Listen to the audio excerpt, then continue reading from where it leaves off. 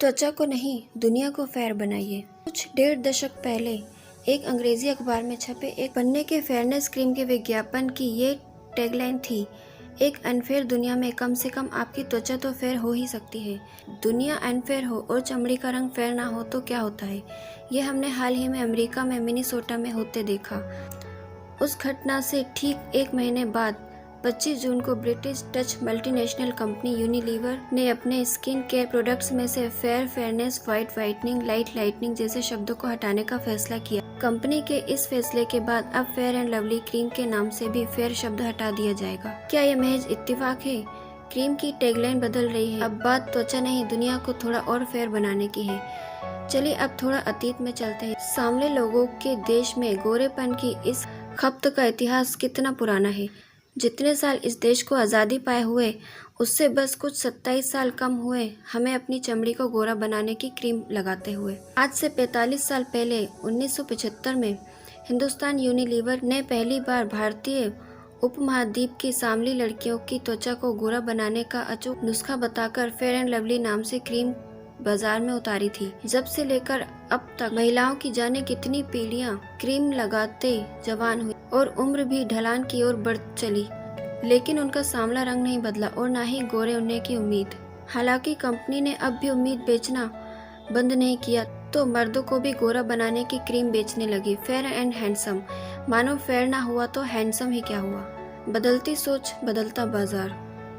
मर्दों का तो खाली मुंह ही गोरा किया था, औरतों को तो बोला था कि ये कांख के कालेपन के लिए भी क्रीम लगाओ, घुटने कोहनी के कालेपन के लिए भी क्रीम लगाओ, यहाँ तक कि प्राइवेट पार्ट तक को गोरा बनाने के लिए भी क्रीम बाजार में आ गई है। 45 साल से गोरापन बेच रही कंपनी नहीं बदली थी। हालांकि इस बीच कुछ और चीजें बदल गई थी, जैसे लड़कियों को पिता की संपत्ति में बराबरी का अधिकार मिल गया, विशाखा गाइडलाइंस आ गई, औरतों के हुकूक बराबरी की बात करने वाले नए कानून आ गए, कॉलेज और दफ्तरों का जेंडर अनुपात सुधरने लगा, बड़ी संख्या में लड़कियां नौकरी करने, पैसा कमाने और अपना घर बनाने लगी, इक्वल पे, विमेन राइट्स वगैरह रोजमर्रा की जिंदगी में दाल भात की तरह इस्तेमाल होने वाले शब्द हो गए। और तो और महिलाओं के हिस्से में इतनी आत्मनिर्भरता, इतना पैसा और इतना स्वाभिमान आया कि कुछ हीरोइनों ने फेयरनेस क्रीम का विज्ञापन और उसके लिए मिल रहे 2 करोड़ रुपए को भी लात मार दी।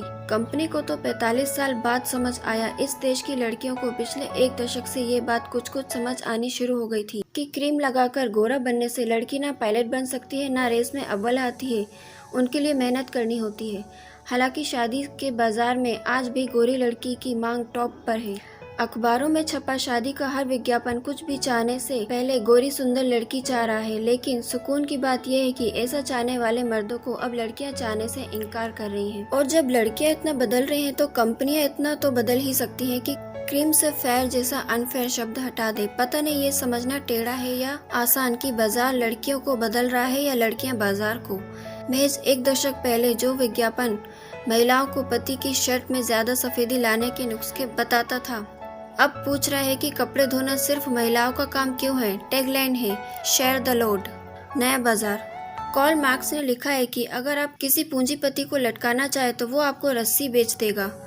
इससे बेहतर उदाहरण क्या होगा कि कोरोना वायरस को पूरी दुनिया को अपनी चपेट में लिए अभी 4 महीने भी नहीं गुजरा है कि अमेरिका की फ्लोरिडा में कोविड एसेंशियल स्टोर भी खुल गया है। जल्द ही पूरी दुनिया में शॉपिंग मॉल्स में कोविड एसेंशियल नाम का एक स्टोर होगा जो दावा करेगा कि उसके पास हर वो चीज है जो खतरनाक वायरस से हमारी रक्षा कर सकती है। और तो और इस स्टोर में बिक रहे मास्क पर ये भी लिखा हुआ ब्लैक लाइफ मैटर्स। इसलिए ये मानना थोड़ा मुश्किल है कि पिछले 45 सालों से गोरा होने का भ्रम बेच रही कंपनी के लिए सांवलेपन की शर्म में घुल रही लड़कियों का जीवन सचमुच मायने रखता है। क्योंकि असली सवाल तो अब भी यही है कि क्या गोरा रंग हमारे लिए हमारी इच्छा, हमारी जरूरत थी? क्या गोरा रंग वाली लड़कियां हमेशा ही ज्यादा प्यार पाती, ज्यादा आदर से देखी जाती थी? ये सवाल इसलिए क्योंकि हमारे प्राचीन साहित्य की नायिका तो गोरी नहीं है। वाल्मीकि रामायण में सीता के सौंदर्य का बखान करते हुए वाल्मीकि लिखते हैं कि वे श्याम वर्ण की हैं। कालिदास की जो समस्त नायिकाएं श्याम वर्ण रूपसी हैं, चाहे वे अभिमान शकुंतलम की शकुंतला हो या मेघदूत की रक्षिणी या कुमार संभव की पार्वती। भवभूति के उत्तर रामचरित्र की सीता का रंग भी सांवला है। सांवले रंग पर सवाल क्यों? फिर ये कब और कैसे हुआ कि सांवली नायिकाओं के देश में सांवली देह वाली लड़कियां शर्म और डर में डूब गई।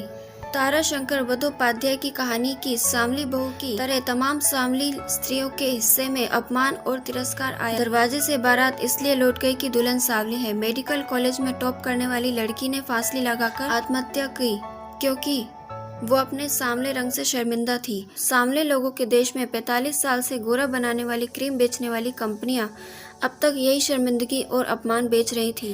क्रीम लगाकर एक दिन गोरा हो जाने और फिर ज्यादा प्यार इज्जत पाना, ज्यादा सफलता पाने का भ्रम। अच्छा है ये भ्रम टूटा। फेयर शब्द हटाने जैसे एक छोटे से कदम ने ये तो बता दिया है कि बात कितनी अनफेयर थी।